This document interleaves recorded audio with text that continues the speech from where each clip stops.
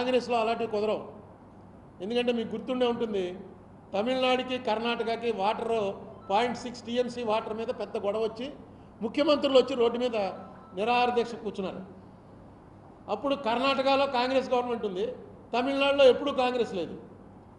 అయినా సరే 0.6 టీఎంసీ మీద సుప్రీంకోర్టు తీర్పును అమలు చేయమని, అప్పుడు మనం పవర్లో లేవు కాంగ్రెస్, 1999-2004 మధ్య సుప్రీంకోర్టు తీర్పు ప్రకారం ఆ టీఎంసీ మెడ్రాస్కి రిలీజ్ చేయవలసిందే అని చెప్తే అక్కడ చీఫ్ మినిస్టర్ కర్ణాటక చెప్పాడు, ఇది కానీ నేను చేశానా నెక్స్ట్ మనం ఓడిపోతాం, ఇది పెద్ద గొడవ వచ్చేసింది, ఇలాంటి డెసిషన్ తీసుకోకండి అని.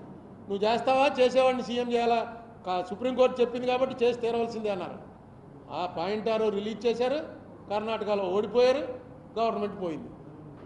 అంటే ఓడిపోవడానికి కూడా సిద్ధపడతారు, కానీ ఒక రూల్ ఉంటే రూల్ ఫాలో అవడంలో కాంగ్రెస్ వాళ్ళ గత చరిత్రను బట్టి వెనక్కి వెళ్ళరు అని ఒక నమ్మకం ఉంది నాకు.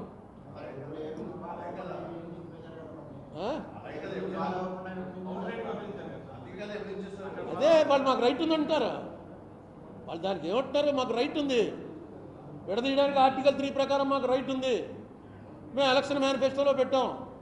నీకు అదే ఒకసారి తేల్చండి బాబు అని చంద్రబాబు నాయుడు గారిని ఆయన ఇంటికి ఆఫీస్కి వెళ్ళి అడిగాను. ఒక్కసారి నిన్నే ప్రధానమంత్రి గారు చెప్పాడు, ఆంధ్రాకి జరిగినంత అన్యాయం ఎవరికీ జరగలేదని. దాని మీద ఒక డిబేట్ అడగండి, అడిగితే కాంగ్రెస్ వాళ్ళు ఏం చెప్తారో బీజేపీ వాళ్ళు ఏం చెప్తారో తేలుతుంది. అంటే ఇది చాలా మంచిది, అడుగుదా అన్నాడు ఆయన అని నన్ను ఢిల్లీ పంపించాడు.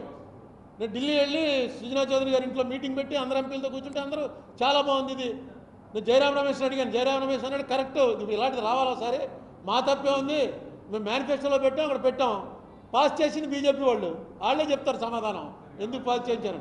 బీజేపీ వాళ్ళని అడిగాను, కలరాజ్ మిశ్రా గారిని, ఆయన్ని అడిగాను, ఏమంటే ఎలా పెట్టబోతున్నారో ఏం చెప్తాను. పెట్టేస్తున్నారు అనుకుని, వీళ్ళు పెట్టేస్తున్నారు అనుకుని వాళ్ళతో కూడా మాట్లాడి చాలా ఇంట్రెస్టింగ్గా జరుగుతుంది డిబేట్ అనుకున్నాను, పెట్టలేదు. అప్పటికే జగన్మోహన్ రెడ్డి పార్టీ వాళ్ళు రాజీనామాలు చేసి బయటకు వచ్చేస్తున్నాం, ఎల్లుండో ఎప్పుడో రాజీనామా చేస్తున్నాం, మేము వచ్చాక మేము పెడతామన్నారు. వాళ్ళు వచ్చాక కూడా ఇదే పని మాకు, రోజు అడగటమే, ఈ సెషన్లో ఉన్న పెట్టవా, ఈ సెషన్లో ఉన్న పెట్టండి అని. మనకు జరిగిన అన్యాయం గురించి మనకు ప్రశ్నించడానికి కూడా ఓపిక లేకపోతే ఇంకేం చేస్తాం, మనం ధైర్యం లేకపోతే ఏం చేస్తాం. ఏంటి ఎందుకు, ఏవైనా అవ్వను ఉంటే ఎక్స్టెన్షన్ చేయాలి. క్యాపిటల్ కనుక ఉండుంటే మనకి 10 years క్యాపిటల్, జాయింట్ క్యాపిటల్ ఇప్పటికి కొని ఉండుంటే తెలంగాణ వాళ్ళు అడుగుదురు ఇంకో 10 ఏళ్ళు ఉంచండి అని. ఎందుకంటే క్యాపిటల్ అక్కడ 2 రాష్ట్రాల క్యాపిటల్ ఉంటే వాళ్ళకి అడ్వాంటేజ్. సరే క్యాపిటల్ ఏడాదిన్నరకు ఎత్తేసాం అక్కడి నుంచి, మిగతా సెటిల్మెంట్ అవ్వాల్సిన వాటికి వేరు రాష్ట్రాలు అది వేరే అయిపోయాయి ఆల్రెడీ. వాళ్ళ రాష్ట్రంది వాళ్ళదే, మన రాష్ట్రం మనదే, మనకు రావాల్సిన డబ్బులు ఇవ్వాలి. 92% అక్కడ ఉన్నాయి, 8% ఇక్కడ ఉన్నాయి. ఇక్కడ చెప్పానుగా 1,40,000 కోట్లలో 58%, అది సెక్షన్ 9-10 షెడ్యూల్ 9-10 ఆస్తులు 1,40,000 కోట్లు. అది మొన్న ఎఫిడేవిట్లో వేశారు గవర్నమెంట్ ఆఫ్ ఆంధ్రప్రదేశ్. అందులో మనకి 58% రావాలి. కరెక్ట్ ఫిగరు 1,40,000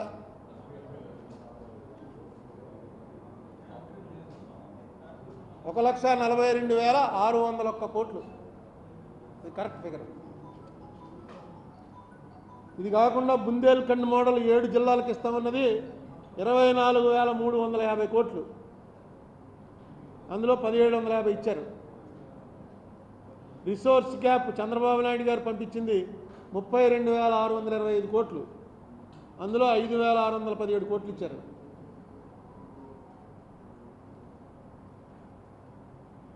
బచావత్ అవార్డు ఇమ్మీడియట్గా తేల్చవలసినవి ఇవి, అవేవో రావాల్సిన డబ్బులు.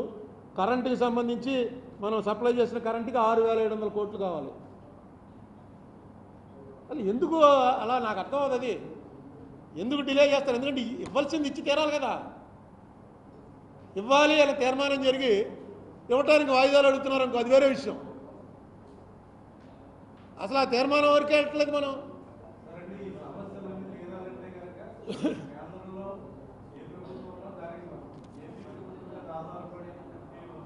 చాలా తప్పు అది, అలా తప్పు.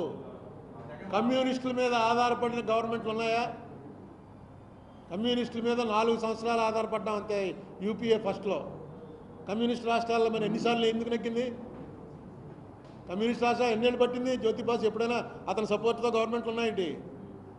నీకు ఇది అన్నీ కాన్స్టిట్యూషన్ ఎందుకు? ఇంకా మెజార్టీ వాడికి అంటే డైరెక్ట్గా బూతుల లెక్కను తీసేసి ఏ బూత్లో ఎన్ని ఓట్లు వచ్చో తెలుసు. తక్కువ ఓట్లు వచ్చిన బూతుల వాళ్ళకి అన్ని రాయితీలు ఆప్ చేసేయచ్చు. ఓటైన వాడికి ఎందుకు ఇవ్వాలి? ఇంకా రాజ్యాంగం రాసుకున్నది ఎందుకు? కాన్స్టిట్యూషన్ ఎందుకు? ఇవ్వమని చెప్పారు. మాకు సంబంధం లేదని చెప్పారు. ఎవడు అడగాలి? నువ్వు నేను అడిగితే మనం ప్రెస్ మీట్లో అడుక్కుంటాం, అక్కడ పార్లమెంట్లో అడగాలి. ఇదేం లెక్క ఇది? ఏం అడగరు. అరే డిబేట్ పెట్టమంటే షార్ట్ నోటీస్ డిబేట్ ఉంటుంది. ఇంకా ఎక్కువ ఇచ్చేసామని చెప్తారు. మామూలుగా ఇచ్చింది కాదు, ఇంకా ఎక్కువ ఇచ్చేసాం. ఏపీకి ఇవ్వాల్సిన మొత్తం ఇచ్చేసామని ఎప్పుడు అనలేదు. ఏపీకి ఇవ్వాల్సిన దానికన్నా చాలా ఎక్కువ ఇచ్చామంటారు. ఇవ్వాల్సిన మొత్తం అన్నారా బుక్ అవుతారు. అందుకని ఆ మాట అన్నారు వాళ్ళు. మీకు ఇవ్వాల్సిన దానికన్నా చాలా ఎక్కువ ఇచ్చామని అంటారు. ఎవరికి కావాలి ఎక్కువ? మాకు ఇవ్వాల్సింది బారేయండి, ఇగో ఈ అకౌంట్లు ఇవి, పాలనా అకౌంట్ ప్రకారం ఇంత డబ్బు కావాలి, ఇంత డబ్బు రావాలి, అది ఇవ్వండి. ఇవ్వలేరు. ఎన్నాళ్ళలో ఇస్తారు చెప్పండి? ఎన్ని వాయిదాల్లో ఇస్తారు చెప్పండి?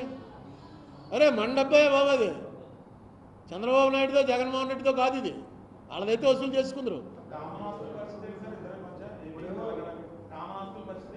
అదే 1,42,601 కోట్లు, 1,41,601 crores అని 58.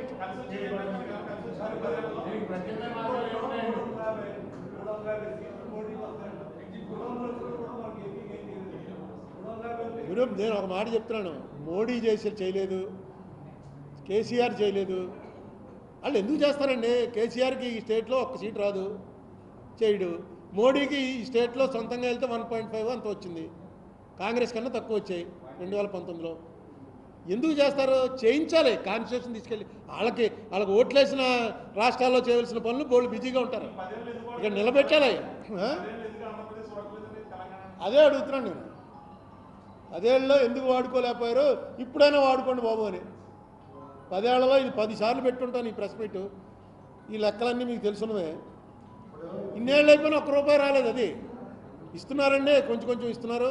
ఇప్పుడు పోలవరం ఉంది, వాళ్ళు ఇవ్వం 2014 రేట్లే అన్నా. ఎలా లాగారో చంద్రబాబు నాయుడు గారు లాగాడు, జగన్మోహన్ రెడ్డి టైంలో డబ్బులు వచ్చాయి, డబ్బులు తీసుకుంటున్నారు. ఎప్పటికప్పుడు బెదిరిస్తుంటారు, ఇంకా మీకు రావాల్సింది 500 కోట్లే, ఇంకా రావాల్సింది 300 కోట్లే అని. కానీ ఇస్తున్నారు. అసలుకే మోసం వచ్చింది పోలవరం. పునాదులు కొట్టుకుపోతే ఇప్పుడు ఏమవుతుందో ఎవరికి తెలియదు. ఎందుకంటే డయాఫ్రమ్ వాల్ అంటే పునాది, అది ఒక ఎక్కడ రేరుగా కడతారు. అది ఇసుక మీద కట్టాలి. ఇది అక్కడ ఉన్నదంతా ఇసుక. అందుకే మన స్పిల్వే యాక్చువల్గా మనకు అన్నీ ఎలా ఉంటాయి? బ్యారేజ్ ఉంటుంది, దాని కింద స్పిల్వే ఉంటుంది. మనకు చూపిస్తుంటారు కదా మీరు టీవీలో చూపిస్తుంటారు. వరదలు వచ్చేసాయి, గేట్లు ఎత్తేసారు అని. కానీ గేట్లు ఎక్కడ ఎత్తారు? ఆ బ్యారేజ్కే ఉంటాయి గేట్లు. కానీ మన పోలవరం డిఫరెన్స్ ఏంటంటే స్పిల్వే వేరే చోట ఉంటుంది, ఈ బ్యారేజ్ వేరే చోట ఉంటుంది. యాక్చువల్ బండు ఎందుకంటే కింద ఇసుకుంది, అక్కడ స్పిల్వే కడితే ఆగదు. ఆ పక్కన తీసుకెళ్ళి రాయి మీద కట్టారు. ఈ కింద ఇసుకుంది కాబట్టి ఇక్కడేమో డయాఫ్రమ్ వాల్ పెట్టారు. డయాఫ్రమ్ అంటే ఇక్కడ మనకు ఊపిరితిత్తుల్లో ఉంటుంది డయాఫ్రమ్. అది ఏమవుతుంది? ఇలా అవుతుంటుంది, సంకోచం వ్యాకోచాలు చెందుతూ ఉంటుంది. వాటర్ ఫ్లో స్పీడ్గా వచ్చినప్పుడు అలా అయ్యి దాని స్పీడ్ తగ్గిస్తుంది అనమాట. అదేదో టెక్నాలజీ, చాలా ఓల్డ్ టెక్నాలజీయే. దాంట్లో ఎక్స్పర్ట్ అని బావర్ కంపెనీని తీసుకొస్తే నేను అప్పుడే నెట్లో చూశాను. మనం ప్రెస్ మీట్ కూడా పెట్టాం. 300 కోట్లు 340 కోట్లు